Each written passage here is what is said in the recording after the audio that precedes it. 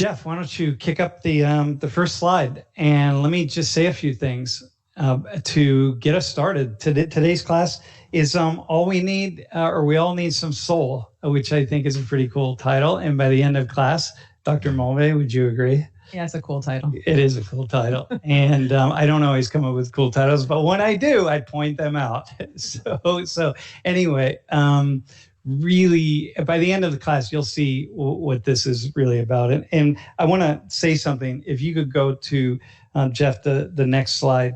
I just want to say something about Korea. This is an all Korea class from beginning to end. And why is that? Why is it? Because Korea, and we're going to be talking about COVID-19. And why is that? Because Korea has done, first off, we're going to talk about Korean culture and the importance of Korea to the world. And it's very important, y'all. And if you don't understand how important Korea is to the world, culturally speaking, you probably will by the end of class, because you're not up on things, and you may want to get a sense of that, because it's actually really big, what's been going on. And secondly, just talking about the COVID, what's happening by the end of class. I don't have to explain. By the end of class, you will get why it is that we're going to continue to talk about the virus with respect to Korea. So listen, just a quick background. First thing, Korea, one of the things that makes Korea so special and big is just the growth. And if you look at this slide, in 1965 to 2019, look at the growth. And I chose the UK because it's about the same size of population as South Korea. And so, if you look at the Korean economy in 1965 at $3.1 billion GDP compared to the UK at $100 billion.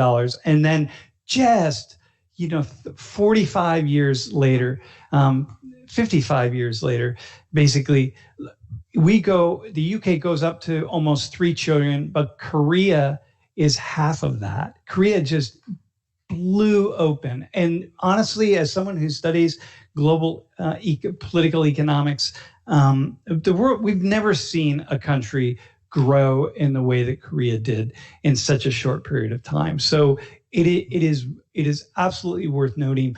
But what's key is not the economic growth. So Jeff, if you go to the next slide, and what really stands out about Korea, but the economic growth is big, y'all. Like you just understand when hey, let me just be me, and let's not let me try not to.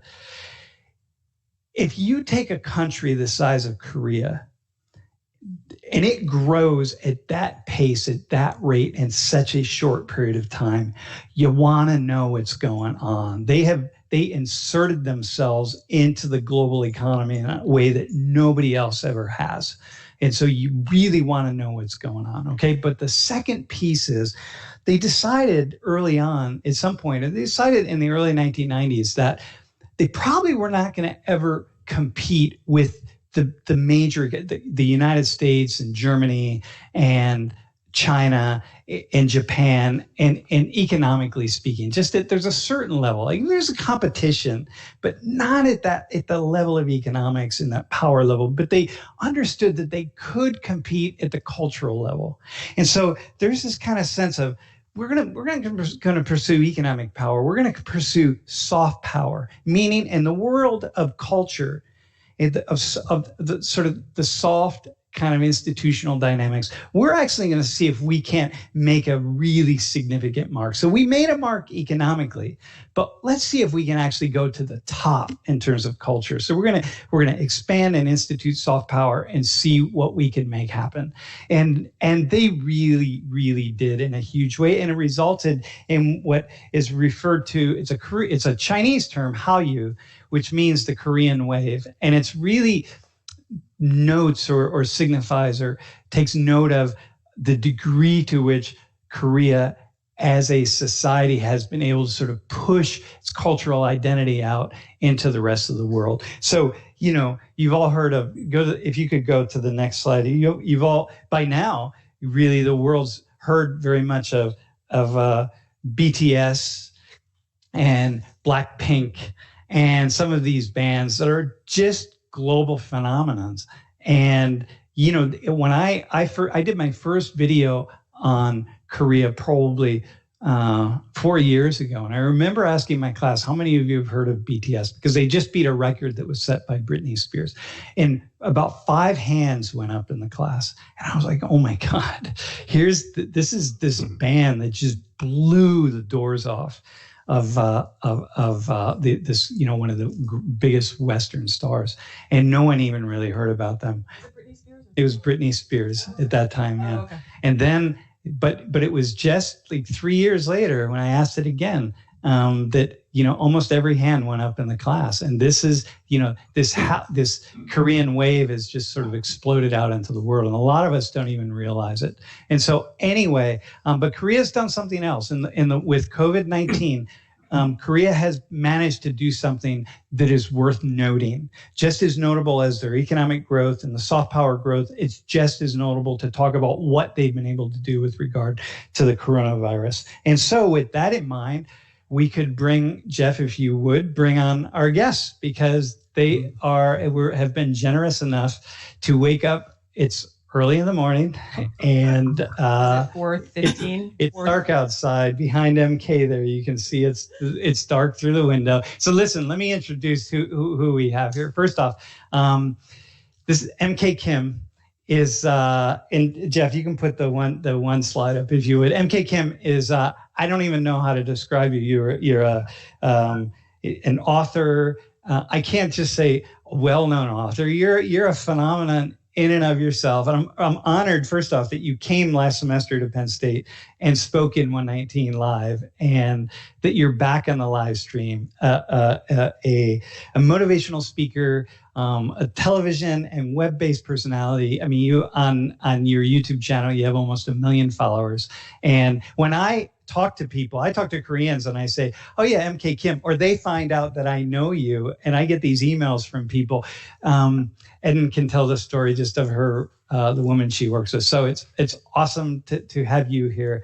And Chris Choi, you are, you are, you're MK's right-hand person, literally in this case. Well, you're her left-hand person right now, but you are really have a fantastic mind for bridging the West and the East, because you grew up in Canada. You're now in Korea. You speak both languages absolutely fluently, and you bridge both cultures. And you're bicultural, which makes you tricultural, because you are a third in your own right. And it's awesome. And met you, and you came here as well. And it's really awesome to have you.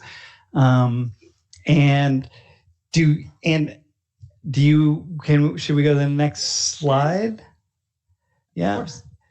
Wait, are you? No, you can introduce Eden. Yeah. Okay. Eden, friend of Social 19, alumni of Penn State, Social 19, all the good stuff. So I found out that Eden was in South Korea, having graduated from Penn State, got her master's in public health at University of Michigan, and then is on an adventure and is devoting her time to teaching in South Korea at this amazing time in all of our history. And so we were planning to actually go to South Korea next month and meet all of the humans that you're seeing here, but now here we are. So luckily, anyway, she's has the unique perspective of being someone who's studied public health and is now in a position where she's able to observe things that you would never have been prepared to know you were going to observe. So she's here also as a person bridging cultures, because the Penn State experience and mind and the students who are here with us, and you're able to give us notes from the field. And you're Eritrean, so you're really also bridging all of these many cultures. And the person who is in that photo with you, by the way, Kaylee, is one of your fans, MK. So it was super, and we'll be super jealous that Eden gets to be on the screen with you. Yeah, thank you so much for being here with us. Yeah. Like you said, we're going to all learn a lot. Okay, so why don't you kick on your microphones, or Chris and MK. Yeah, I will indeed. There we go.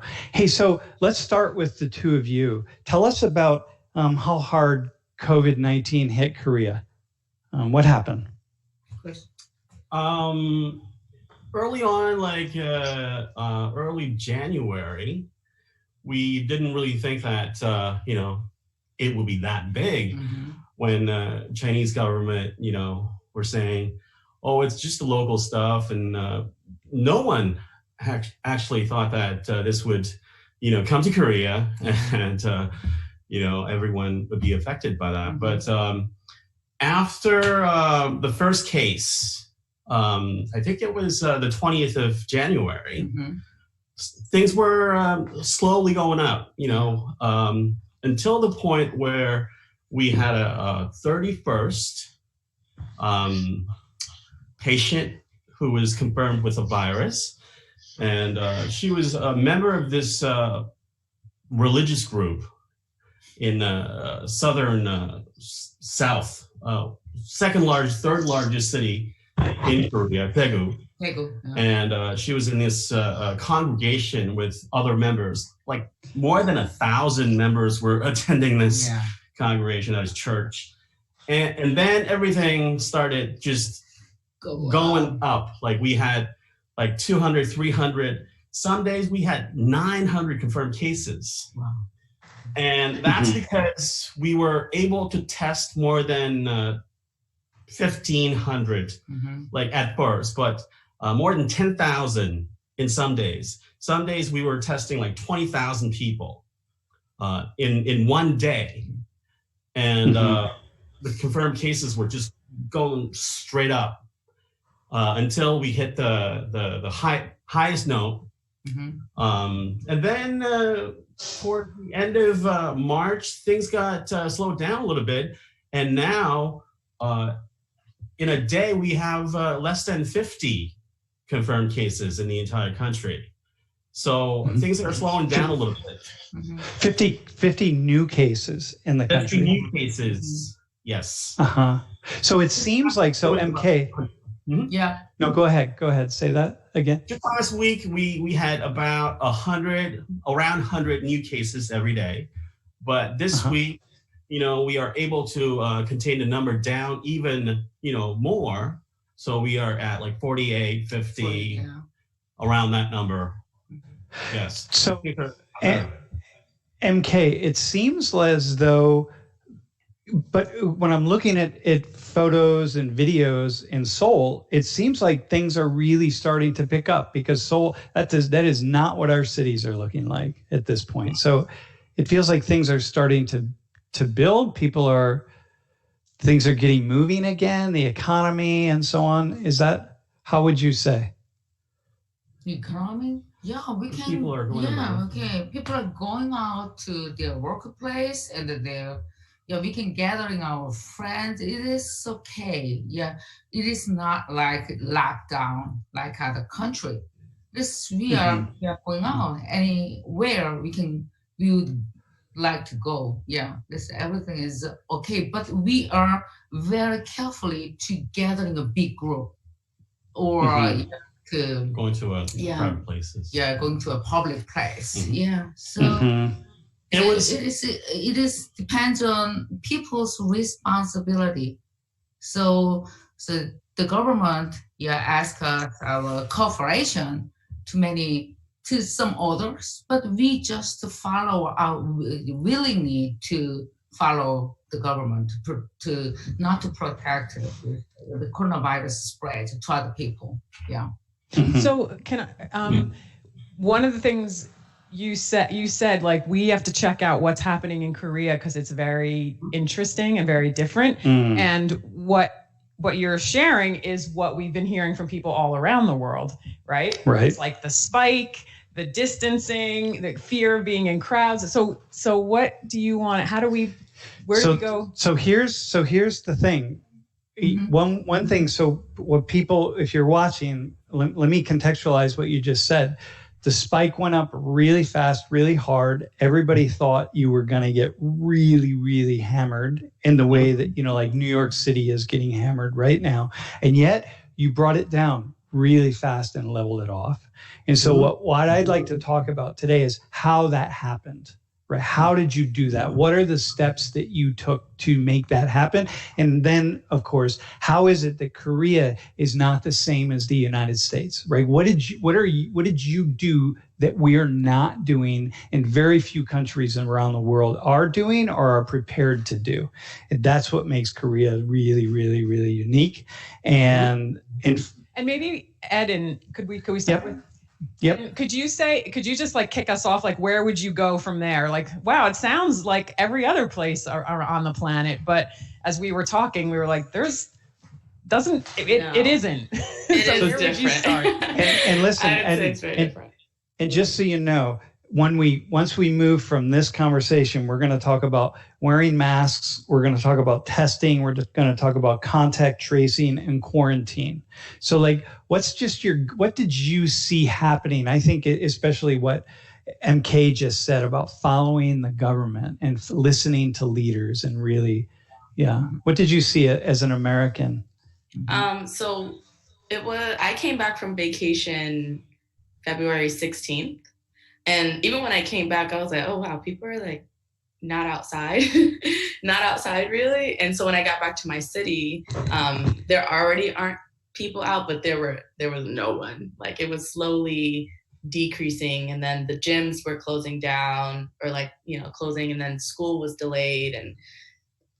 But like I think the biggest shock was like everyone was just like, okay, this is what we need to do. I didn't really hear many people saying like, oh no, this is so inconvenient. It was just like, you know what, this is what we need to do. And everyone was honestly mostly really mad at that church and that woman that went to that church, and for gathering even like at a time like this, everyone was really critical. And then I remember when I don't know if he was like a chief medical officer or something who was in that situation, and he had it, and everyone was super critical of him. It was like, everyone was like, you need to be on guard. Like everyone needs to buy in to staying home and making sure that you're wearing masks. And the response has been amazing. So this idea, if it maybe Chris, you could say more about like following rules or listening, like what would you say to that as someone who's lived in Canada? And like, I don't know, like in Korea, surprisingly, like there's no one actually saying negative things about, what to follow. Mm-hmm. The government's been saying the same thing over and over again from the very early stage. I'm talking like January, when the first case was found in Korea. They were saying the same thing. Number one, wear a mask. Wash your hands, and cough. When you cough in public, cough into your elbow or something. Mm-hmm. Those three things were the main messages that the Korean government was trying to deliver to the public, and people were following. How much fear was there, and like among the people, and for anybody who wants to answer? This was like, this is not the first time we had this sort of pandemic. Mm-hmm. We had this in, when MERS and SARS came in Korea in early 2002, I think it was, and 2015 we had that problem too. So it was a shock, but we didn't really think that it would last this long and this many people. And we just had 200 something people passing away because of this virus. So 200. So you've had since the beginning, 200 people have died in the country, in the whole country. So yesterday so we think of the United States, right? So yesterday in the state of New York, almost 800 people died, and the state of New York is a little over half the size of the entire country of Korea. Mm-hmm. So you get in one day, right? So 200 people is the only number has died. So clearly, class, like if I'm listening to this, right, that's the number. So we've just started this conversation. So you should be asking yourself, okay, so tell me the specifics. What exactly did this country do to only have 200 people die and to bring this down as quickly? So the one thing that you're saying is, I listen to the leadership here in the United States, and they change the message every day. It's like one day it's one thing and one day it's another thing. And, you know, for 1 month, our president is saying it's not a big deal. Don't worry about it. We're going to be back. We're going to do this. We're going to do that. It's not going to touch us. And the next day, oh my gosh, this is really serious. And we had a governor of a state in the United States that it was only about 6 days ago that he said, oh, I didn't know that you could actually catch the virus if you were asymptomatic and you weren't showing symptoms. I mean, and the federal government is unwilling to tell the states, you have to lock your states down. So we're going to see in the coming weeks major spikes in deaths in some of our states that have been unwilling to lock themselves down. We haven't even seen the beginning of this in the United States. And so what you're saying is you have this leadership at the top. They say, this is what we're doing. Everyone just says, okay, and they do it. Mm-hmm. And that's Can I add to that? Yeah, yes. Please. I think another thing that added to the seriousness is that the government also took it upon itself to put hand sanitizers everywhere, like on trees, buses, in your elevator, like things are covered. Like it was taken very seriously. And then even at a point, I know we're going to talk about masks, but masks were being distributed at post offices, at like local markets. Like the government made sure they reacted and were very organized in their reaction.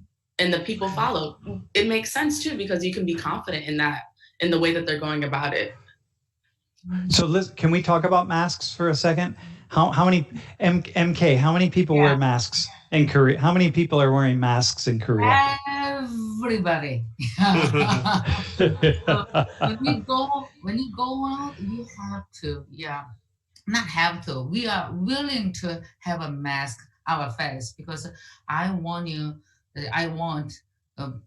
protect myself and protect others. So that's the kind of common manner in these days. Yeah, the corona. Can you, MK, can you say, all of you, but MK first, say more about this? You made a distinction. We don't have to, we're willing to. What is that? Wear masks, that is. What does that mean? What does that distinction mean? Yeah, the wearing a mask is, I want to, spread. Nobody's forcing. Yes, but we don't have any symptom. But I want to, protect from have some virus or any infected from others or infect other people. To other people, Mm-hmm. That's the reason. It's kind of a manner in public. Yeah, so in our house it's okay. Yeah, we don't wearing a mask, but I go outside in public, elevator, and department store, a coffee shop. Yeah, always wearing a mask. Yeah. So. Hey, so Jeff, can you show a couple of the photos? First off, the first photo is it's a photo Chris took just back in October or November, just a street scene. Nobody's wearing a mask. It's like, people in Korea aren't walking around with masks on, right? It's just like boom and then show the the next couple photos of just, first off the masks, right? They're everywhere. Right? While you're looking at the mask photo, Eden, can you say, just as a person living in Korea and an American, like, was there how did you adopt or not, the mask moment?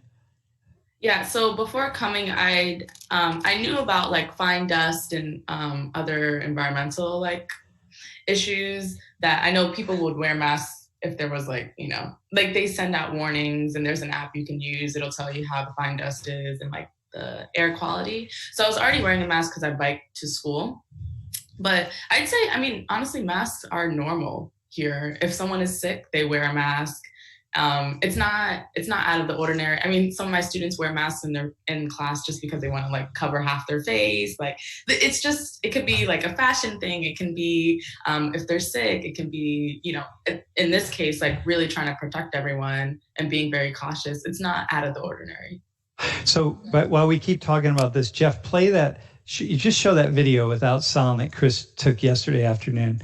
if you could, while we keep talking. So one of the things that I talk about a bit is it's equally as important for in Korea to protect others as it is to protect yourself, right? So that's part of wearing a mask, is really helping. It's a community, right? That communitarian oriented kind of way of thinking. Where did that come from?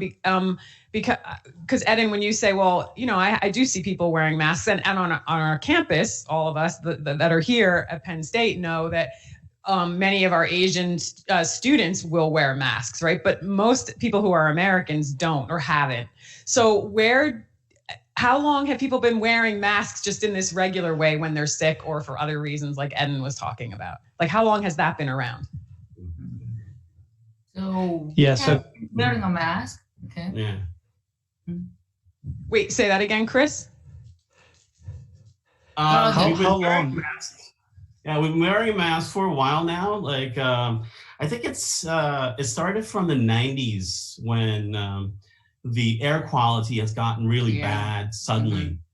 And from that time and on, the government and the people were saying, oh, this is really bad. We have to wear masks. So in public places, people were wearing masks just because of the pollution and the fine dust. And celebrities, I guess, K-pop stars, when they go out to the public, they would wear a mask, like black masks. See, that's the thing. Lori way ahead of us. Lori has this idea that if black people in the United States decide that masks are cool, everybody would wear a mask. Oh my, for sure. We were talking about that last night. So you're culturally way ahead of us. Yeah. Because in the U.S., it's like our culture is just defined. The coolness factor in our culture is defined by Black Americans, right? So it's just like, okay, whatever, So you just got to get Lori's idea is just get Black people on board, and we'll all be wearing masks. Eden, are you in agreement with that? I mean, okay, look, if Black people were appreciated and actually given credit, maybe. But then I mean, even right now, I know disproportionately, a lot of low income and Black people are being, are dying, but that's a whole nother conversation. Yeah. Absolutely. No, this is part of the public health conversation. Yeah, right here that we're having. And the thing about the mask, though, I think it's also when you just think about the cultural piece, you were kind of pointing out just the the willingness to protect other people as a cultural piece, and then there's also the one on top of it that you're saying that this is also in the culture because of all kinds of other things, right? Which is also supportive to getting people to wear masks in this moment. So anyway. Hey, let's so one final question for Eden before we move to the next question. How difficult was it for you as an American who wasn't wearing masks to just make it part of your daily routine, that you just put a mask on and go? It wasn't hard at all. I definitely knew I didn't want to buy them from the Daiso or the convenience stores. I wanted something that was long term, so I ended up getting a bog mask because you can have those for 3 to 5 months, and they're really good as far as filtering the air and everything. But yeah, no, it wasn't hard. It's just buy it and put it on and go. It's just part of it. Like when you're in a cultural situation and everybody is doing it. Right. I think it's just normal. Yeah. I found that as I've started to wear a mask now in public here in the United States, and I'm pretty comfortable. Maybe Lori, you could say something about this, but I'm pretty comfortable being the odd guy, the odd person. Oh yes. I'm comfortable being awkward. I'm comfortable wearing things that nobody else would wear. It's just whatever. And I find myself with the mask realizing, whoa, the more masks I see around me, the more comfortable I am in my skin to have it on. And so and I can imagine being there and just. Just one final thought on the masks, because it really is, in so many ways, what the pandemic is doing is also creating culture and breaking some cultural norms as well, right? So that's why in a sociology class, we spend some time thinking about that. But I also have paid attention to, just when I cover my face, I feel connected to women around the world who cover their faces, not just women, but women that I know from the Middle East who cover their faces and who you only see their eyes. And I'm experiencing that protection that comes with that. So something really different than protecting from disease, but just like some kind of internal privacy or something. Anyway, so it's just making me connect to that as well. What do you, MK, you were going to say something? What do you think of that? Yeah, sometimes I don't want to pay attention from other people. I sometimes feel wearing a mask, to hide my face. And then I feel a little bit safe because I exactly can't pay attention from other people. That's why many Korean idol, they sometimes wearing a mask. Why they cover their face? Yeah, so it just makes things make sense. Suddenly when you realize it. So anyway, that's another conversation we can have. So can we talk about testing? So you mentioned the testing. How easy is it to get a test? Say what makes you think this is important. I mean, it is. Well, this is important because what we know is the way that we bring down the number of cases is to find out who has it. And the only way to find out who has it is to test. So you have to be able to test. And here in the United States, we didn't prepare in any way for testing. We didn't think about it. We didn't have tests available. Even when Korea and China were testing like crazy in early January and mid-January, we didn't even think about it. So this is the most important thing. Can we start with Eden on this? Yeah. Just because your public health eyes, I just want to keep invoking those. So tell us what you see with that. Okay, so first I actually got tested. So when I came back, I got a cold, and or at least I thought I got a cold. I don't know what I had, but I ended up going to a clinic just to get medicine. Well, first, let me just say the healthcare system here, there's a national healthcare system, but I was still in that American mindset. So I was sick for days before I was like, oh, let me finally go to the clinic. Cause I realized like, I'm already into like the health system or whatever. So I can go anywhere I want, which is also crazy. But I went just to get medicine, but they were like, you're showing symptoms, you need to be tested. So I had a mask, and they told me to like go sit somewhere at like a cafe. Don't take the mask off. They're like, do not take the mask off. And they got all like suited and all of this. And I went in like into the hall. They were all like, covered up. It was funny because my friend had just got tested a couple days ago. And she was like, it's scary and it hurts. But I was like, it's whatever. Because of course, I want to see exactly what they're doing because, studying public health. But anyways, they brought me in. They did x-rays. They did the painful swab in the nose. Like, it wasn't even a question. I didn't come in and say, I need to get tested for COVID-19. They were like, you are going to be tested, period. Like, we might as well just do the test. Like, let's take the precautionary principle. But yeah, I got tested. And then even as I was leaving, I was like, wait, I need medicine for my throat. And they're like, oh, yeah. So they're like, how many days do you want? I was like, maybe a week. That'd be nice. So they gave me the medicine. And I was on my way, and I got my results the next day. And they were even asking me, like, what school do you work at? And all this. And the amazing thing to me is I literally paid $8, like $8 USD. I got x-rays. I went in unannounced and got medicine for $8. Unheard of. Yeah, $8, right? And it was all easy. You didn't have to fill out forms and do anything. No. $8 is all it cost for all that. I was shook. Yeah. Yeah. And by doing all of that, of course, what the Korean government, the leaders know, and the medical establishment, right? The public health officials who are viewed as knowing what's going on because they're the experts on this. So the politicians look to them and say, tell us what to do. And they say, test everyone you possibly can and make it really easy and do that. And that's how we bring the rate down. So Chris and MK, so testing, how do people see testing? Like, how is that? And have you been tested, each of you? No. Haven't had a symptom,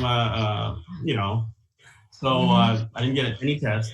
But from early January, we were well prepared. First of all, when the 20th January, when we had the first confirmed case, we had like 16 or 17 companies in Korea who were prepared to make these test kits. Yeah. And the government issued like the authorization very quickly. So they were able to make test kits and made it widely available. Yeah. And the three things that government was asking, one more thing, they were asking, if you have symptoms, call this number. And that was 1339. And it's in my head, 1339. If you have symptoms, let's say you have traveled to China, came back and you have symptoms, do not go to the clinic or the hospital. Call this number first, and they will tell you what to do. And you have to go to a designated area, like a public healthcare center in your area, and you can get tested for free. And so, can I ask a question? Here we have a lot of disbelief. So maybe even people were sick and there was a number, or they had symptoms and there was a number to call. Maybe they wouldn't even call. I don't know in terms of that mentality, but there's a lot of people that are like, this isn't worth my time. I'm not sick. It's not. So what's your sense of that? Or is it different, among the population in Korea? What have you seen? Korean people are very cautious people.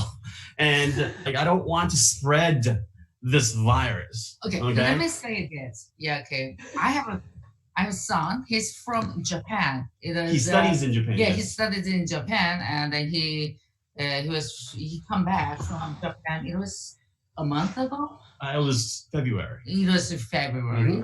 So he was very worried about he has some virus from Japan. So he was just stayed at his room. He didn't go outside in the living room because he's very worried about the family.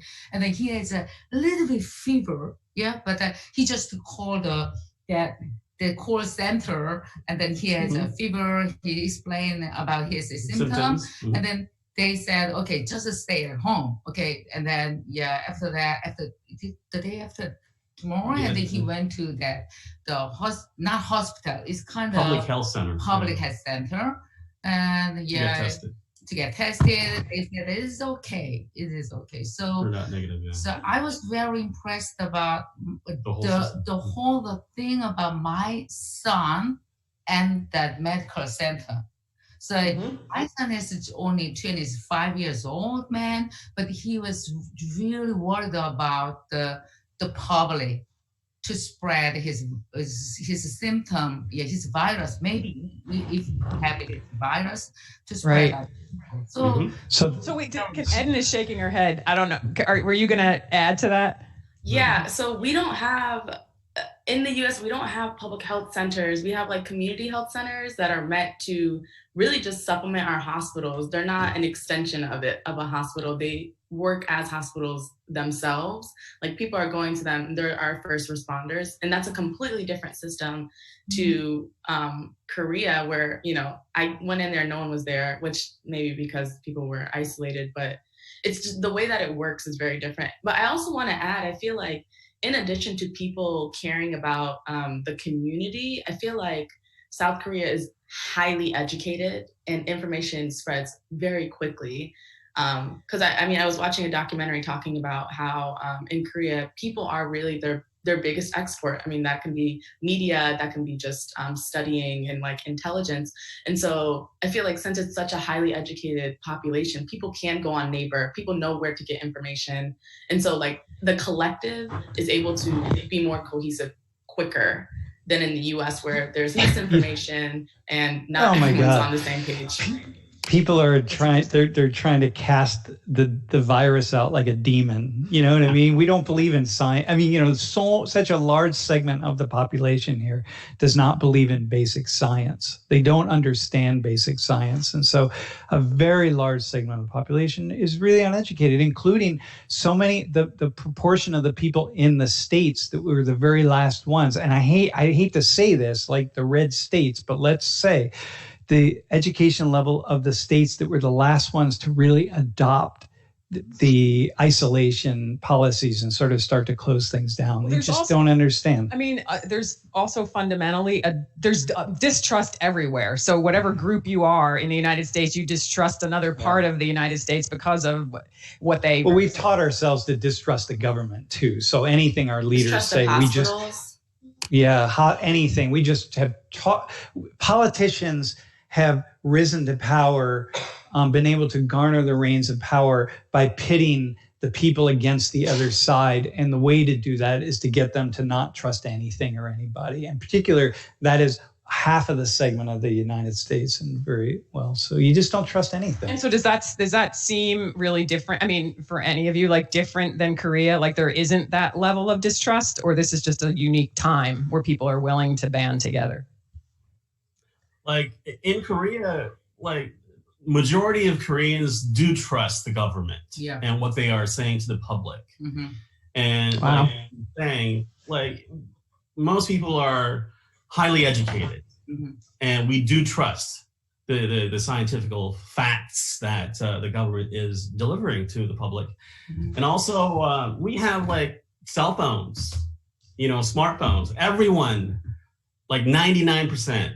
And you can have all kinds of information that the government is trying to deliver to people. And like we get messages every day. Like I get like 3 or 4 messages a day sent by the government saying that we have a confirmed case in your area. This wow. So let's talk about this. So this is called like contact tracing. So can you tell us how that works? And maybe Chris, we'll start with you and then we'll go out. So how does contact tracing work on your phone? First so you all, get Go ahead. They will probably people are coming from other parts of the world to Korea, and the government will tell you to download an app onto your phone, and then they would call the number to confirm that your phone works. And they will ask you to call the number every day and upload the information about your health, like the temperatures and any symptoms you have. And they call you once a day to check up on you. Yeah. And then you have to punch in the temperature. Do I have any symptoms? No. How's your temperature? No. Yeah. And people are doing that. If you don't, they will call you. You didn't upload your information. Yeah. Mm-hmm. How are you? Wow. And every person, every citizen? No. People who are from China or people travelers. Yes. So if you were, I guess, in a situation where you might have gotten the virus, then you have to do the same thing. So that was another thing. Yeah. Okay, so Eden, did you do that? Do you do that as an American? No, because I have a Korean number, so I already get like notifications, and I know they're already like they have my information. It's fine. But I want to highlight, even in that, like the technology, like the development of that app, the quickness is something that amazes me. It's not in development and then we're waiting and they're testing it and launching it. These things the people work so hard. I can only imagine those app developers and how long they were like up, but the quickness is amazing to me. It's not even a question of is it in development? It's, we already are sending out the app and people need to utilize it. Okay. So contact tracing, right? So what happens if you get the virus? What happens if you come into contact with someone who has the virus? So what will happen? Then the government will send you a text message saying that in your area, there's a person with the virus, and this guy has been to these places in the last 2-3 days. So be cautious. If you were in the same area, go get tested. That's the information. Wow. So recently, like 2 weeks ago, there was a confirmed case in my area, and I got the message. Saying that she came from England or something. Yeah. And she is, well, we don't have their personal information, names, age, and where she lives. But we know she is in her 50s, a female, and she lives in this area. Yeah. And the information I got was she went to this department store, supermarket, bus stop, and a convenience store, restaurant in those hours. So if you were around that area, go get tested. That was the information I got on my phone. That's so, Eden, you had the example last night of not on the same day. I go to that supermarket like every second day, but not on that day. So, oh wow! Yeah.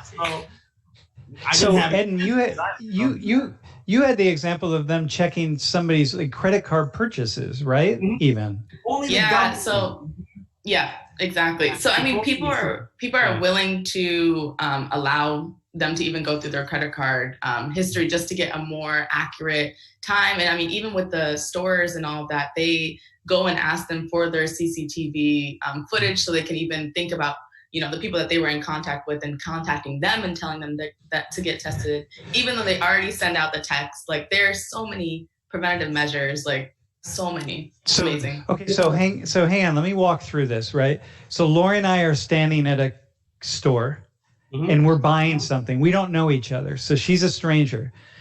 She tests positive for the virus. I'm next to her. She uses her credit card. I use my credit card. Okay. And then they come along and they tell her, hey, we need to see your credit card purchases. Then they do. And then they find me and they look at the footage and say, hey, you were standing next to her. I get a message saying, you were next to a person with the virus. You need to go get tested right away. Right? This kind of thing. That's how detailed it is. Yes. It is. Is there anyone, are there any people, this is probably such an American question, are there any groups of people who are against this, who think this is a bad idea? Small number of people, like, you know. Who are they? Very conservative people. You know, they don't want to reveal their like personal information and where they have been and what they have purchased. Like, for like young people, you know, like, where have you been for the past 2 days? They usually remember everything and they write it down. But people, you know, elderly people, they don't remember where they have been for the last 3 days. So they have to track them using these technology. Okay, so this is another,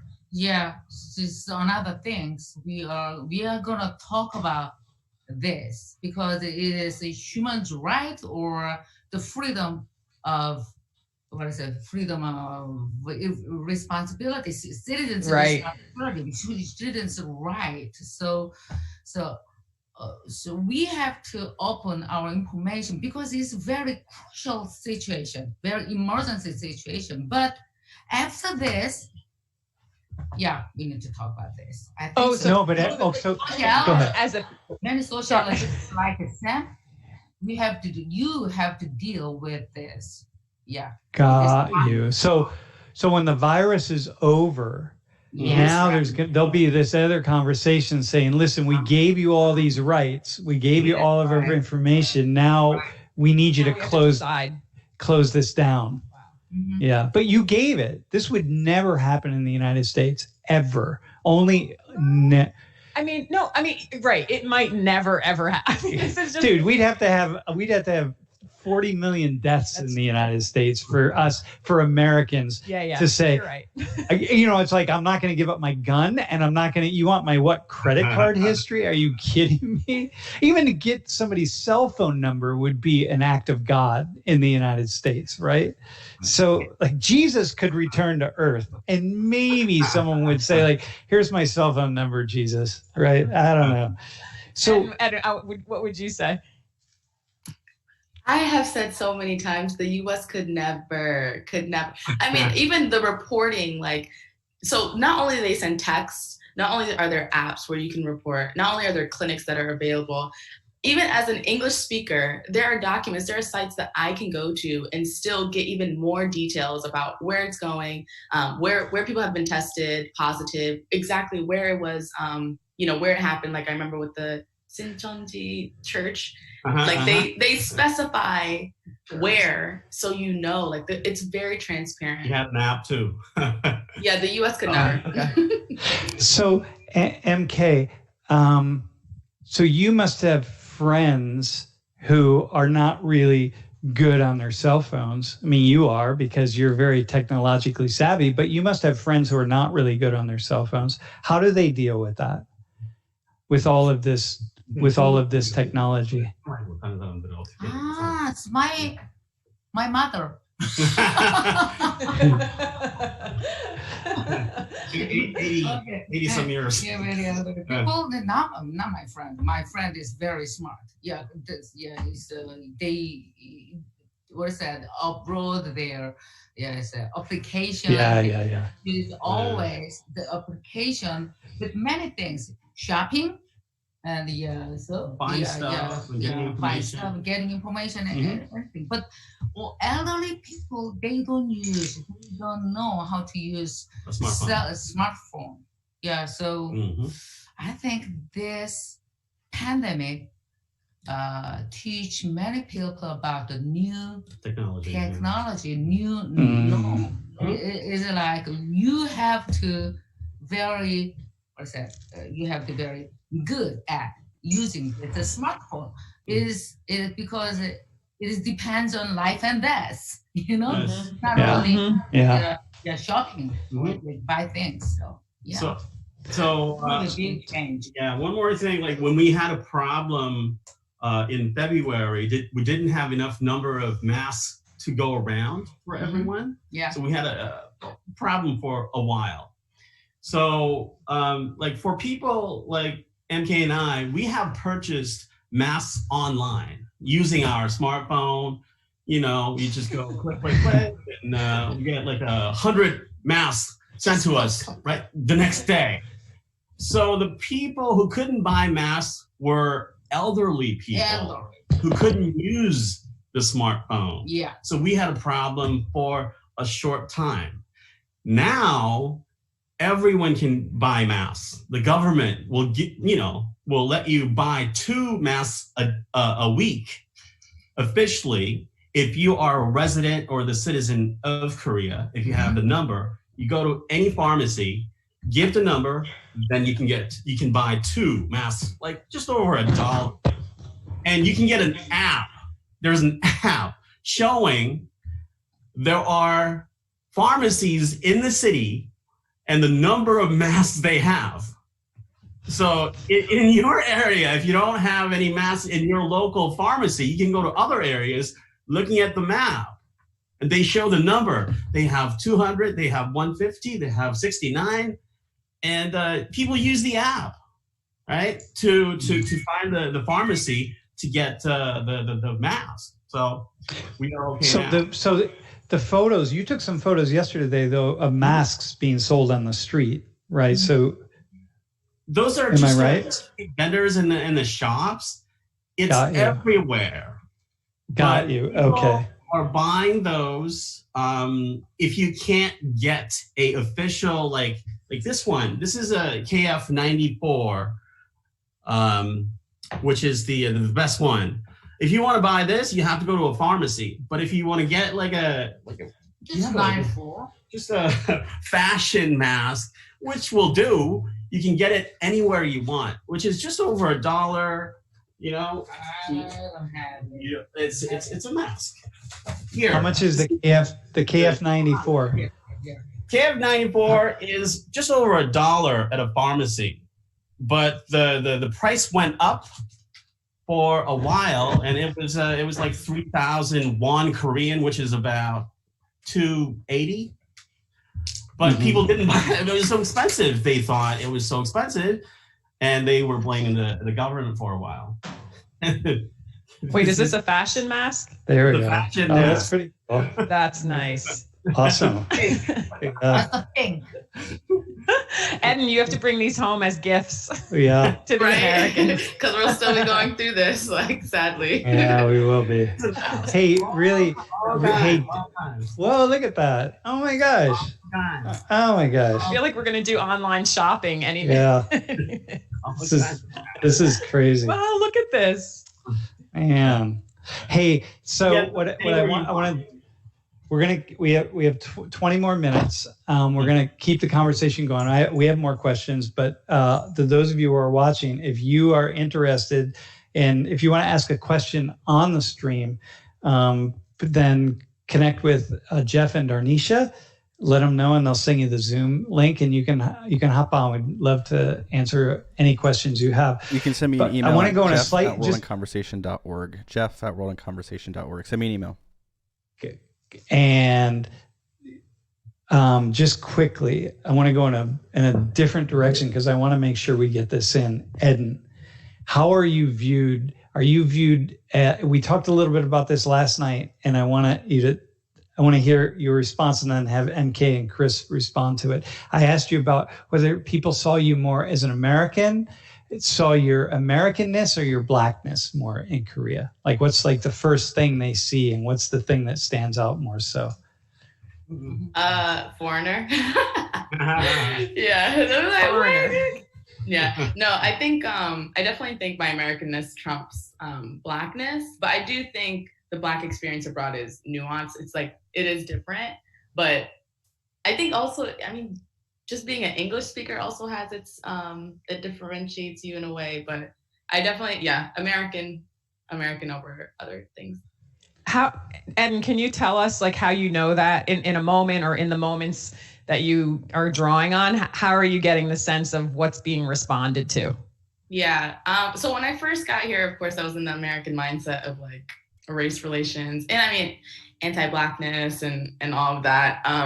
But you know, I feel like once I open my mouth and they hear English, it's like, oh, are you American? Like, where are you from? Like, and so many people want to learn English. So I think, yeah, I'm not treated.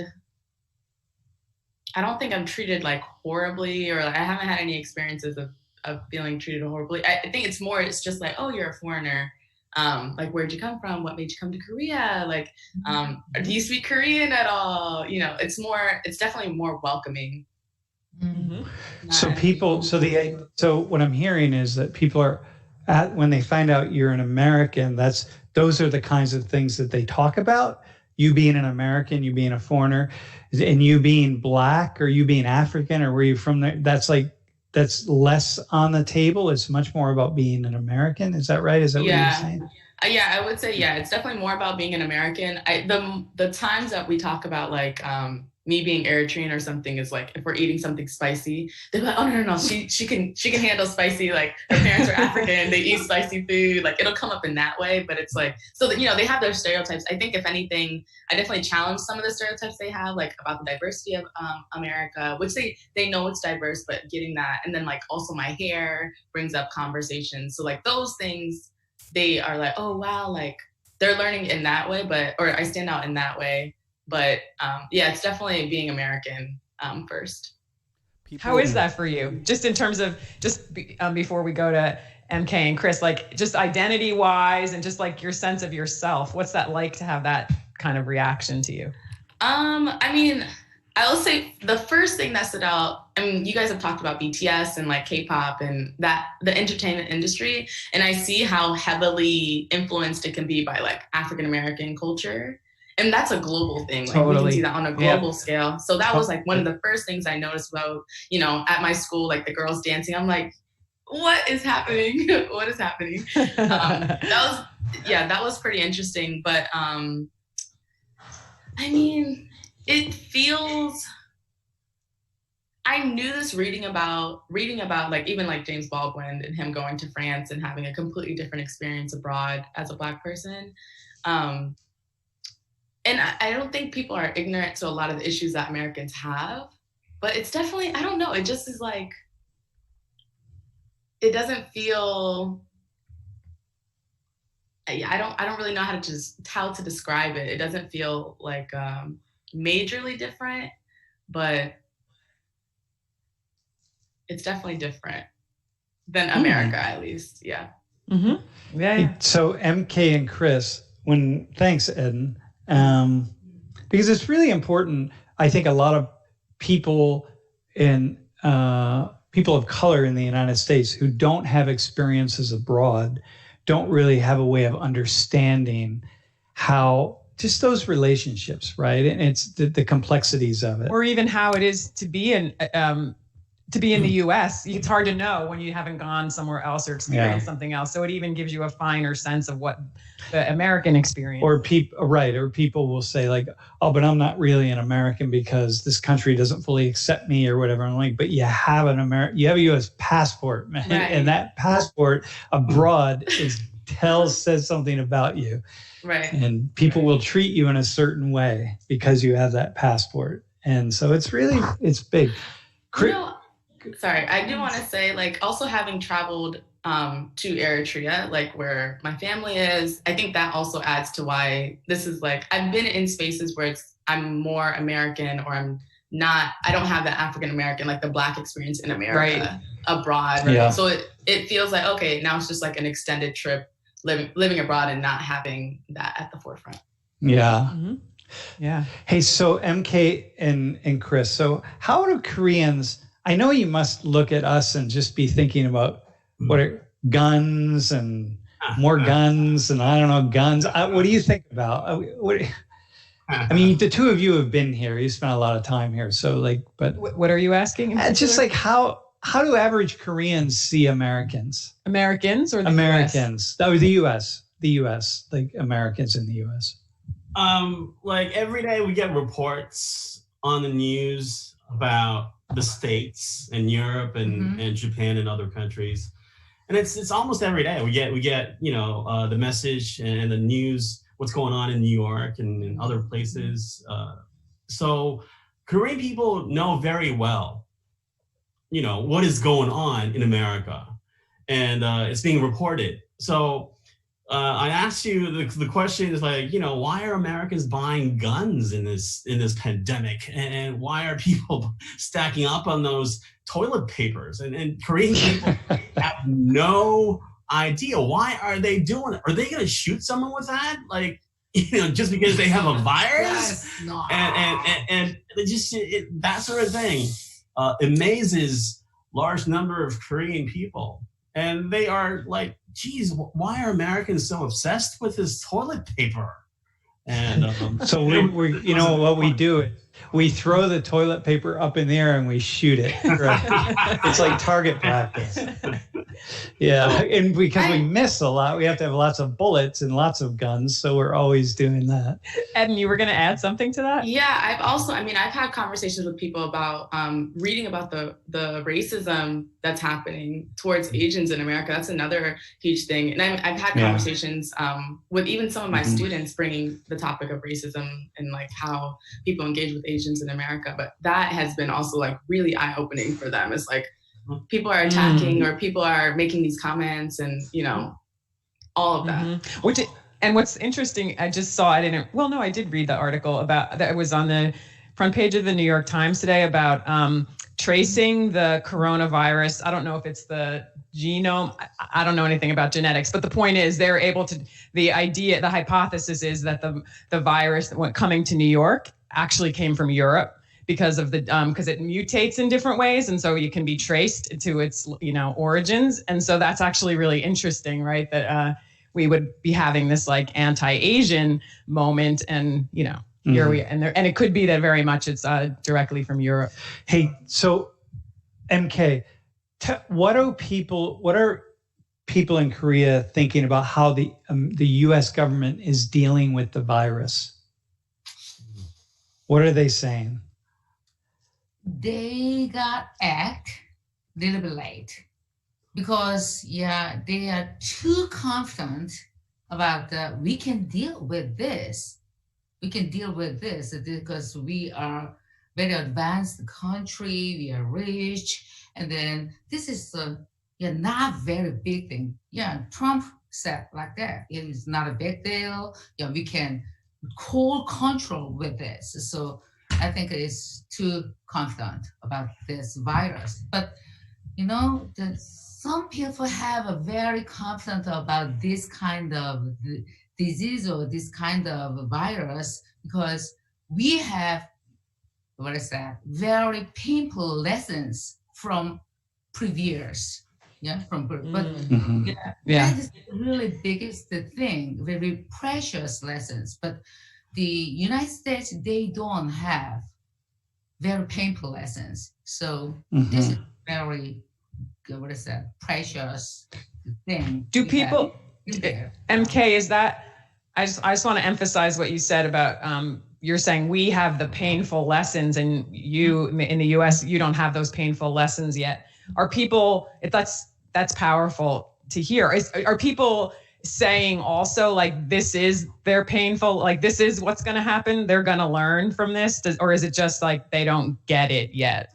I think the United States, many American people, they're going to get great painful lessons from this coronavirus.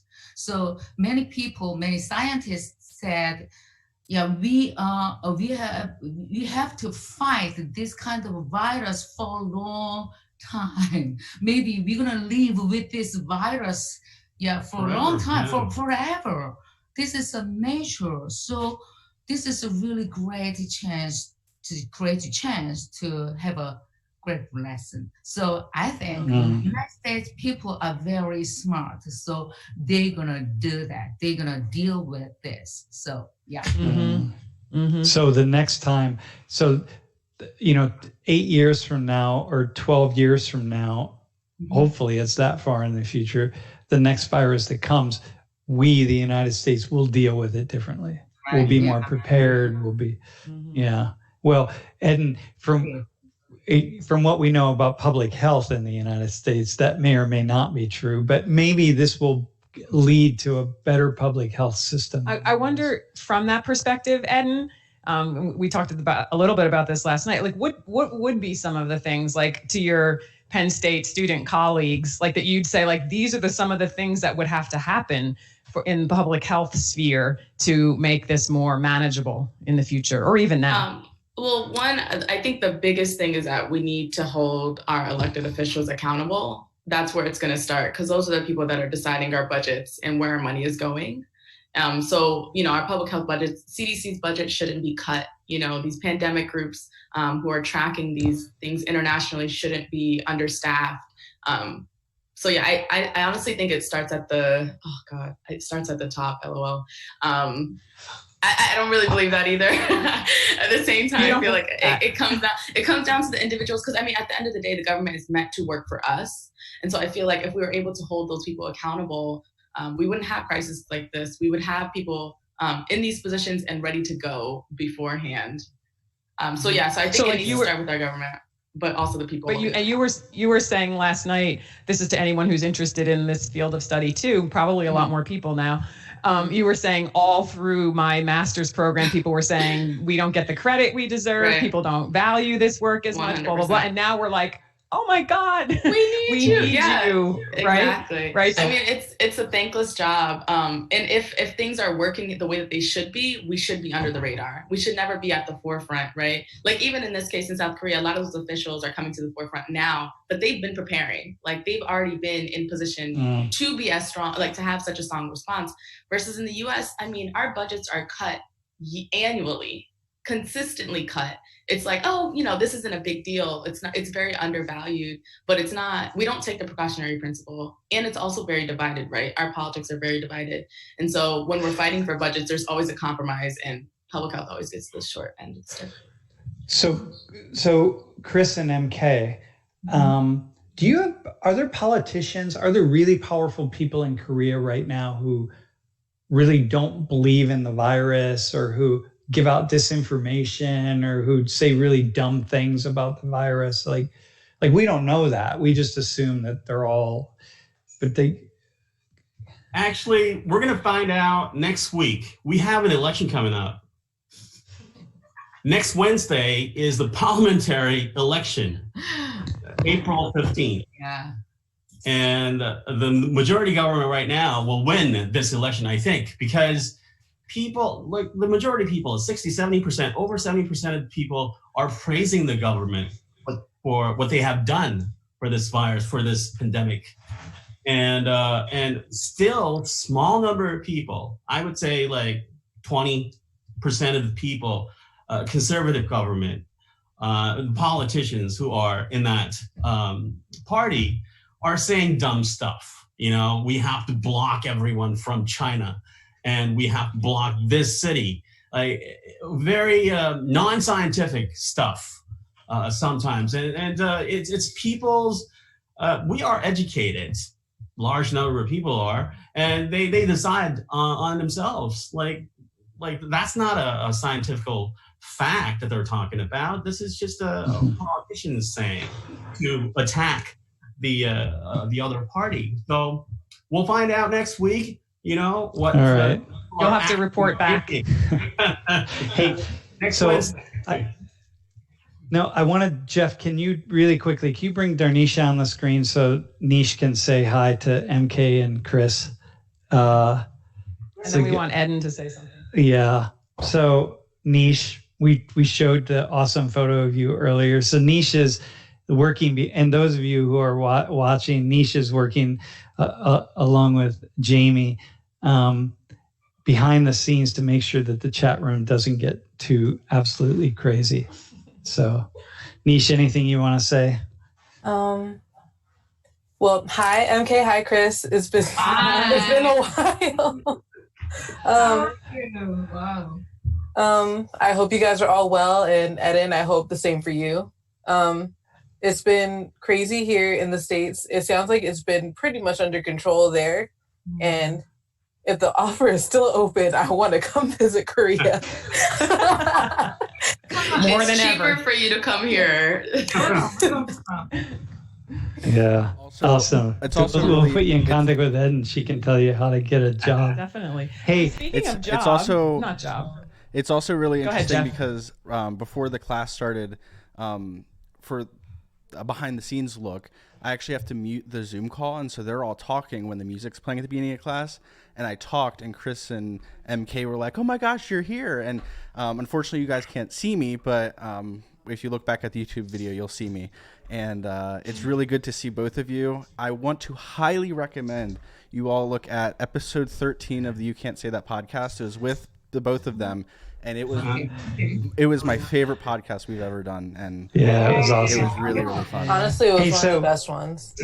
We have 1 minute left. I want to, Eden, can you do a 20-second pitch for being a facilitator at World in Conversation? And then I want to give MK the final word. So Why they should do it? Yeah, we're in the middle of our tryouts and selection process right now. And so for Social 19 students, it's always good to hear from somebody who's done this, like what it was for them and like what they could expect, or so something that would be encouraging for people.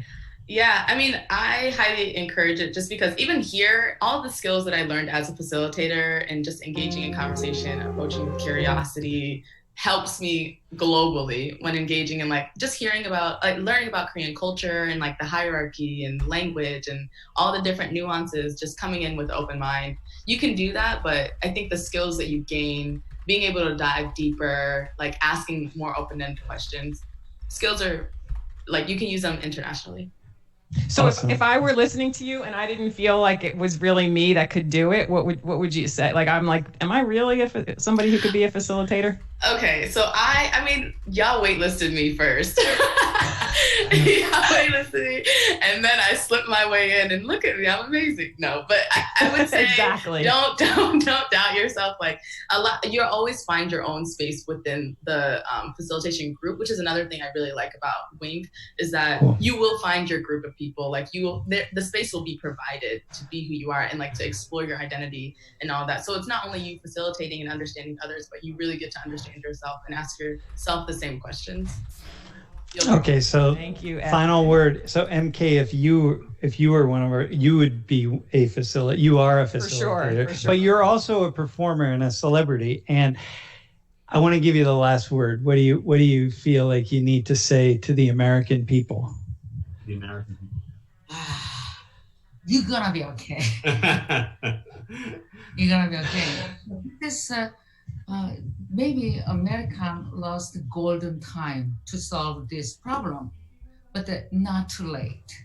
Not too late. It's not too late. So you can solve this problem. You're gonna get great lesson from this. We're gonna give this great lesson to the next generation. So I believe you, American. Yeah. It's gonna be okay. Awesome. Thank you. Thank you. And Yeah. I will show you something. This, can you see that? This picture? Yes. Oh, very cool. MK and Social 19. Yeah. So this is your newspaper. I wrote about you and Rory. Oh, very I was cool. talking about how to make your great second life after you are 50. So I was talking about I went to Penn State University. I met you. I have a great opportunity. Sam and Rory, you gave me a great opportunity to start my second life. So I really Wow. that opportunity. This Awesome. is an actual newspaper. Yeah. The whole page. The whole Oh, that's very cool. Oh, Is Yeah. about you guys. Awesome. So Well, that's amazing. Thank you. I will have Lori and I will have a shot of soju. Okay, listen, we got to go. We're running late. Popular here. You guys are very popular here. Okay. Yeah. Okay, we Who will. knew? Who We'll knew, be Eden? there. We will. Hey, we will be there. All right, for sure. Oh, Thank so you. much. Really appreciate it. Really. Awesome. Be Yeah. well. Thanks, Jeff. Thanks. We Hey- ran a little over, but Hey, awesome Sam, how do class. people- enjoy? How do people get onto the podcast thing call tomorrow? We're gonna send an email out to the. It's not so it's gonna be on Zoom. We're gonna send a Zoom link out to everybody's emails. I'll do it this evening, so you'll have it. Just jump in. Last time it was only one person from class. We had a conversation. So, And I know that Frost anyway. is going to be there tomorrow, so All right. Also, Frost will be there. You get to talk to Frost. Yeah. All right. Thank you all. Yeah. Enjoy. Really appreciate it. Bye, Hugs. everyone. Hugs to all of you. Good time. Yeah. Yeah. Thanks. Thank you. Yeah. Stay happy. Yeah. Yeah. Stay safe. Yeah. Yeah. Thanks. Absolutely. Yeah.